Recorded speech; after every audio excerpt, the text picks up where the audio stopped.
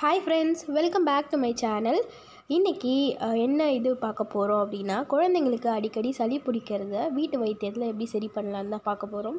வீடியோக்குள்ளே போகிறதுக்கு முன்னாடி இது வரைக்கும் என்னோடய சேனலை சப்ஸ்கிரைப் பண்ணாதவங்க மறக்காமல் சப்ஸ்கிரைப் பண்ணுங்கள். பக்கத்தில் இருக்க பெல் ஐக்கானை கிளிக் பண்ணுங்கள். 2 பொருள் தான் இதுக்கு தேவை. ஒன்று பார்த்திங்கன்னா கோகோனட் ஆயில் 2 டேபிள் ஸ்பூன் எடுத்து வச்சுருக்கேன், தேங்காய் எண்ணெய். அப்புறம் பார்த்திங்கன்னா கற்பூரம். இதில் பார்த்திங்கன்னா 1 இல்லைனா 2 தான் நம்ம 2 டேபிள் ஸ்பூன் ஆயிலுக்கு யூஸ் பண்ண போகிறோம். அப்புறம் செய்கிறதுக்கு பார்த்திங்கன்னா ஒரு குழி கரண்டி, இந்த மாதிரி ஒரு குழி கரண்டி இருந்துச்சுன்னா செப்ரேட்டாக எடுத்து வச்சுக்கோங்க. ஃபஸ்ட்டு அடுப்பில் கரண்டி வச்சு அது லைட்டாக சூடானதுமே 2 டேபிள் ஸ்பூன் கோகோனட் ஆயிலை அதில் ஊற்றிக்கோங்க. எண்ணெய் சூடாகிற வரைக்கும் அடுப்புலேயே இருக்கட்டும். ஒன்ஸ் எண்ணெய் சூடாகிடுச்சுன்னா அடுப்பை ஆஃப் பண்ணிவிடுங்க.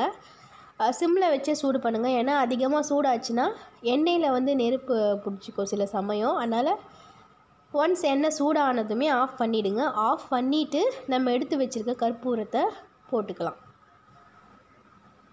இப்போது பார்த்திங்கன்னா நல்லா சூடாயிடுச்சு, ஆஃப் பண்ணியாச்சு.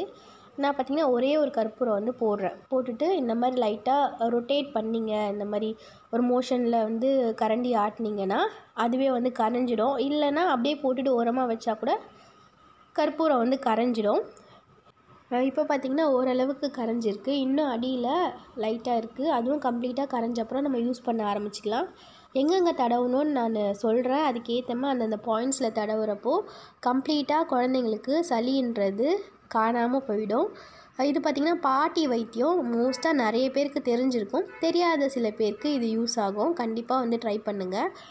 இதை பார்த்திங்கன்னா ஓரளவுக்கு நம்ம கை சூடு பொறுக்கிற அளவுக்கு ஆற வச்சுட்டு, நம்ம கை ஒரு வெதன்னு இருக்கவோ குழந்தைங்களுக்கு நெத்தியில் 2 சைடு, மூக்கு மேலே, காது பின்னாடி, தொண்டைக்கிட்ட, நெஞ்சு குழியில், அப்புறம் முதுகில் நல்லா சூடு பறக்க நல்லா தேய்ச்சி விட்டிங்கன்னா சளி எல்லாமே கம்ப்ளீட்டாக சரியாயிடும்.